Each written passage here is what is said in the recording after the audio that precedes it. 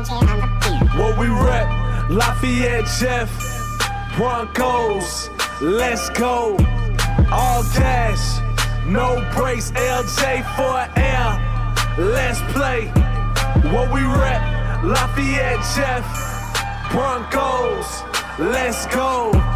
All cash, no brakes, LJ for air, let's play. What we rep, Lafayette Jeff, Broncos. Welcome to episode 28 of the All Gas No Brakes podcast. To my right, head coach Pat Shanley. How's the spring going, Coach? It's been really good, man. Guys are working hard in the weight room. We have the lift-a-thon coming up here pretty soon, so we're going to find out a lot about where we're at in terms of, how our guys doing on their body weight goals, how are we testing on our speed, where are our strength numbers at, did we reach our goals there. So I'm excited. It's an exciting time. Lift-a-thon's going to be on Thursday of next week. It's been good. We're going to find out a lot about ourselves here pretty soon. We just finished up the college showcase. I think this is our first year doing that was 2016, and I think we maybe had 5 or 6 schools at that first college showcase, and a handful of coaches maybe. We had over 50 coaches from over 20 universities at ours, and several guys came over with their first offers. Several other guys got additional offers from what they already had, and a lot of guys got really good exposure. So that's always a great event at no cost to our student athletes. Our guys get to work out in a camp setting, combine setting, kind of get that pro day feel, if you will. I was really pleased with how well our kids represented themselves in our school at the college showcase. But, spring's been good.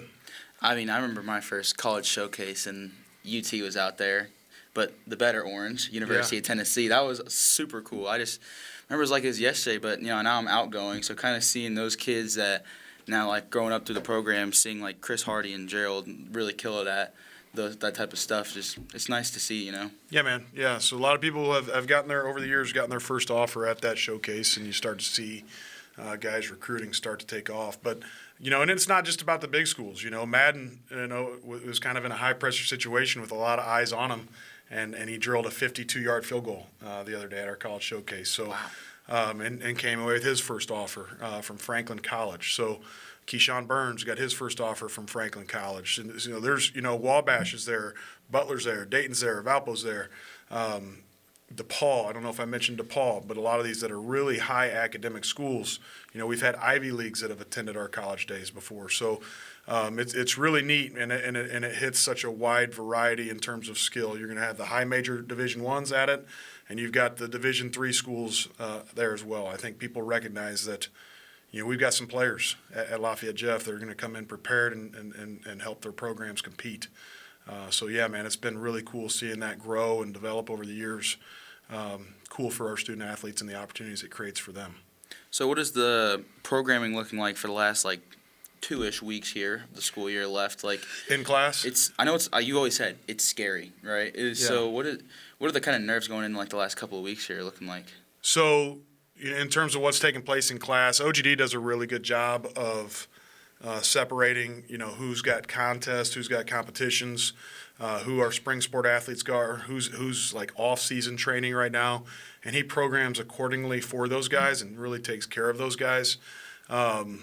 There's just a lot of moving parts right now. It's heavy recruiting season, so in addition to our college day, we still have colleges coming through. North Dakota State was in to work out Bryce yesterday and get eyes on a couple other guys as well. We had to call Kean Crowder because our quarterbacks had baseball games, so Kean Crowder drove home from Wabash and through for us as well. So it's busy in that respect. And then on top of that, our guys have to finish strong academically. Now's the time of year where you see guys that are kind of pretenders that start to fade, maybe socially, academically, with the effort they bring. It's a grind right now because there's just not a lot. Football's still a long ways away, right? So if we are who we think we are, guys are going to finish strong, these last 12 days of school. So, I think that's kind of an exciting thing as we begin to identify, who's really about this stuff and who's really wanting to be elite and who really wants to win, not just in football, but in all facets of their life. So, there's a lot going on, man. It never really stops. It's not for everybody, you know what I'm saying? But like I said, it's been a good spring, and we're looking forward to see how guys finish. I remember 8-H used to set up workouts just to like keep us going during the spring because it is hard. It's probably the hardest season because at least during winter you got winter workouts. You got to keep going. Like you're kind of working towards the strength contest. But like once it's like that bare time until like your first scrimmage, your first like practice and padded, but like you're so ready, like you're like gnawing at the bits to get in, but you're just waiting. It can kind of drag on. So having like those leaders, like who's stepped up like that 8-H type so far? That's a great question. I think Kavion is starting to realize that he has to be vocal. He has it in him.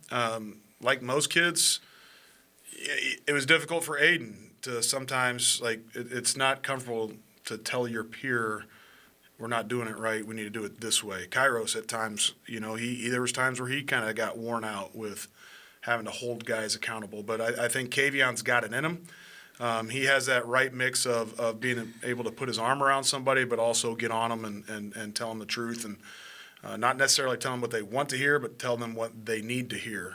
He's really good at it. Tyler McKinney kind of has his own way of leading. He's a guy that's kind of the quiet type. I think Jamal Purtis is a kid that has the ability to really connect with his peers. Tristan Barrett is going to he has that edge about him where he's going to get on guys. Aiden Hawley, we don't see a lot of him right now necessarily because he's kind of doing his thing with baseball.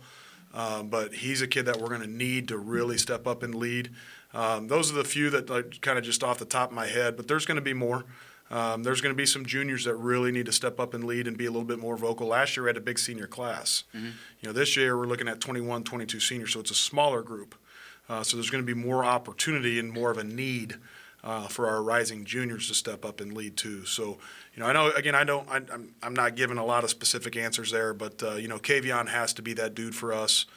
Bryce is going to need to be a dude for us. He's kind of quiet and kind of an introvert and really likes to keep to himself, but he's going to have to step up too. So kind of a long-winded answer, but yeah, man, it's kind of fun to see that year in and year out, to see who steps up and takes on that role. It's so weird to see, like they're like my little brother. So seeing them grow up and just like start to like shape themselves in the minute, it's neat. It's a cooler experience, especially now that I'm kind of sit back here and I'm, a freshman coach now. It's like it's cool to see, like, especially that sophomore group turning juniors that week. Like me and my buddy Matt, like we've always said, take a kid under your wing. Like that's always kind of been a senior thing. Like take a kid under your wing, try to mold them. Like Lincoln Shipley, seeing how he's turned out so far, like it's just it's almost like a proud moment, Yeah, and I think that's something that we kind of pride ourselves on at Lafayette Jeff, and it it's kind of passed down from class to class to class. You hope, and you guys did a tremendous job of that. So, oftentimes you don't really see the fruits of your labor and how effective you were at what you did until many years after. So, I think you guys are really good leaders, and I think you guys really helped instill, what it takes to be a Jeff football player in some of these younger guys. But we're going to see that, right? We're going to see that over time, and how important it really is to them to kind of nurture and bring along the guys after them too. Because we talk about it a lot, right? Like it's not about you, it's not about me, it's not about these seniors. It's about how well we can serve those within our program and help shape them and mold them into being highly successful people. That's the goal, right? We want to win football games, but that's not the number one priority. The number one priority is using football and leveraging football to use it as a tool to help people go on to be successful after they leave Jeff High School, right? So again, we don't know. I heard Coach Richards say this on the last podcast. We're not going to know how good we really were until 20 years down the road, when you guys are husbands, your fathers, you're in the workforce, and we're seeing really, hopefully some of those lessons, they start to make more sense, you know what I'm saying, sometime down the road. So we're looking forward to that, seeing how well you guys established the norms and the culture of our program and how these guys kind of take off with that this year. And then I know, it's scary for me to move on because they're dealing with a lot of new things. Like every year, there's a new IHSA approved rule, and sure, and we got a big one, right? We got a big one that I know a lot of parents are scared about, and a lot of people in our community can be scared about because it is a big thing. And like college, it's not really being used. You're talking about the NIL. Talking about the NIL, because even I know people in college are worried about it every year because it's a little scary. Roster sizes are getting cut down. Like, what is it? Yeah, I know. Like here, Mr. Long's going to share a graphic that parents can kind of see, our listeners can kind of dive into. It's new, so it was just officially passed today, right? So the only thing that I can tell you, because I haven't took a lot of time to really dive into it, but Mr. Gardner has essentially shared this is not the college NIL model. In fact, I don't even think they're calling it NIL. So when people think NIL is name, image, and likeness. So essentially, if you want to profit off of your name, you can do that while now maintaining your amateur status, right? So until they actually just passed that you couldn't do that, right? So now if Elijah Moody wants to go to the YMCA and host a camp, he can do that so long as it's not under the name of Lafayette Jefferson High School football and it's not on Lafayette Jeff facilities, right? So, again, there's a lot of things to it that I don't know yet, but it's not like Lafayette Jeff is going to go. We can talk to Mr. Schumann and we can talk to Clayton Richard and Captain Spiffy and put together all this money in this one pool and pay players. It's not that. So I think people are thinking that it's that college collective. It's not that. You know what I'm saying? Yeah. So it's important, too, that people understand the rules and what goes beyond it, because there's a lot of things that can really affect your amateur status and take away eligibility, right? So, we're going to do a good job. We always do a great job at Jeff of making sure our people understand those rules and that we're following the rules.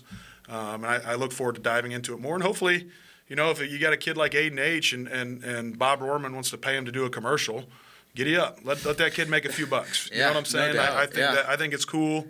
And I think he should. I think that's a unique opportunity. But beyond that, I still have a lot to learn. It's if I were to see Kavion Campbell on a Bob Borman commercial, I'd find it hard not to get a little laugh out of that. It'd be interesting. You got to embrace change, right? Yeah. And again, I think if it benefits kids and all the hard work and time and effort they put in, then giddy up. You know what I'm saying? So. 5 years ago, you heard all these, old timers, and everybody was really upset about college players getting paid and all of that. But again, look at all the money that's in college football, and why shouldn't kids profit and make a buck or two off of that big business? It is a business, right? So they get their tuition. They're hopefully get a world-class education. It's important that you keep the main thing. But I believe that people should make a little bit of money and profit off of their name and of all the time and effort that they put in. So, again, how that translates to high school, I don't know. I don't know how much will really be affected by it, but, it's here. So let's learn about it and let's accept it and let's do the best we can with it. So, be interesting. Speaking of future, summer's right here. It's right around the corner. Like, what is the summer looking like for the Broncos? Yeah, so it's set up pretty similar. We really value our kids being kids, and we have a lot of coaches that have kids and families, and so we organize our summer to we get our work in Tuesday, Wednesday, Thursday, and then Friday, Saturday, Sunday, Monday. So we call it a 4-day vacation, if you will. That's nice. Time. Yeah, I think you guys liked it. I know our coaches love it. So that's going to be that same setup. We're going to go back to Wabash Team Camp. The competition there, I think, is going to be greater than what it was before. Obviously, Westfield's still going to be there, and they are who they are. We know that. A lot of respect for that staff. Maryville's going to be there, which is a Week 2 opponent. Whiteland's going to be there. Hobart is going to be there. Hobart was a 4A sectional champion last year. Whiteland is a 6A school now. Coach Fisher does a great job there. And I'm probably missing a few schools that are going to be there. But, again, it's going to be great competition. And then for our June 25th community night, we are hosting Crown Point here. We're hosting Warren Central and Midwest Powerhouse East St. Louis. I'd encourage our listeners to look up East St. Louis. They've got multiple 4 stars. Nationally ranked team usually every year, top 50 in that Max Preps group. They're legit. We saw them 2023. We were at IU's camp for our team camp for a 1-day deal, and we saw them there, and they're fast. They're very much like you would expect a Ben Davis, a Warren Central, an Indy 6A powerhouse school. They're that, and maybe a little bit more. So it's going to be interesting. Warren, I know Coach Whitaker, he's one of my good buddies. He's done a great job at Warren. Used to be the OC at Brownsburg. We coached together at BD. And he's doing a tremendous job at Warren Central, and they were young last year, won a regional, 6A regional last year. They got a lot coming back. So, yeah, man, our summer's jam-packed with great competition. Our month of June is pretty intense, and then July we kind of, we do a little bit less football and kind of get our bodies and our minds ready for the August grind, if you will. So we kind of dial it back in that respect in July because we want to get healthy and ready to rock for August. You know what I'm saying? Yeah. So yeah, man, it's crazy. We got, 11 days now, and we're going to be right into it. So it's going to be here quick. It flies. Yeah. My message to all the future seniors next year. Savor every moment. Savor every single time you think, man, this is a grinder of a practice. This is a hot day in the gym. Oh, now we're going outside, the hot outside. Savor that. You'll miss it so much when you have to come back and either you're going to college or you're going to you're going like A&H, going to Minnesota. Some guys are going to work, right? Some guys are going to work, and some me and Matt, we're gonna come back, give back to the community a little bit this summer. Yeah. Like you're gonna miss being able to do that and not just watching it. Right. So, Moody, you kind of talked about it a little bit. You've been a big part of growing this podcast into what it is today, and we appreciate your time and effort with that. What do your plans look like? Senior, getting ready to graduate here coming up. So what's next for Moody? To all the viewers, next year, if you guys want to catch anything, I'm gonna be at the University of Ball State. Chirp, chirp. Like Mr. Long, if you were to come into the shot, like Mr. Long, who I could not be here without. He suggested this one day to me to be a part of this podcast, and I am more than blessed to say that he has been a great mentor to me the last 2 years I've been here on this program. Well, Moody, I got to say one thing. You don't stink as bad as you used to. I remember the first episode I was on, I said maybe 2 words. In the second episode, I did about the same thing. So I'm glad to say that you guys have got to see me grow, and I've been able to grow on this podcast with all of you guys. We're proud of you, man. Mr. Long, you got Yeah, thoughts on that? absolutely. Moody, you've done a great job. Congratulations on getting into media at Ball State. You're going to enjoy that. That's where I went to college. Yeah, and remember, we'll always be here for you. So once a Bronco broadcaster, always a Bronco broadcaster. So good luck.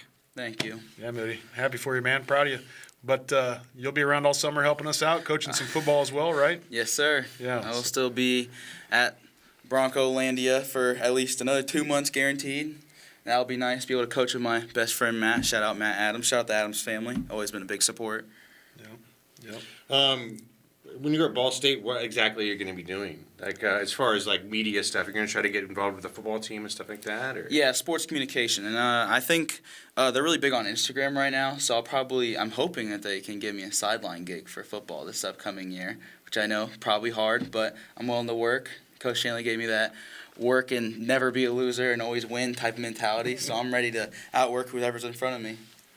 Absolutely, and there's a lot of opportunity there. So yeah, it's really ripe for someone who's really willing to go out there and go get something. Mm-hmm. So good luck. Look forward to following that, man. So you'll have to send us all your big-time interviews and all the stuff you're doing. Keep us updated on that. We look forward to that. We'll maybe try to tie that into some podcasts, maybe some future podcasts. There are some Broncos at You have to come back Ball for State. You have to come back next December or whatever between semesters or. Yeah, I have to. I do get bigger breaks now. That's nice.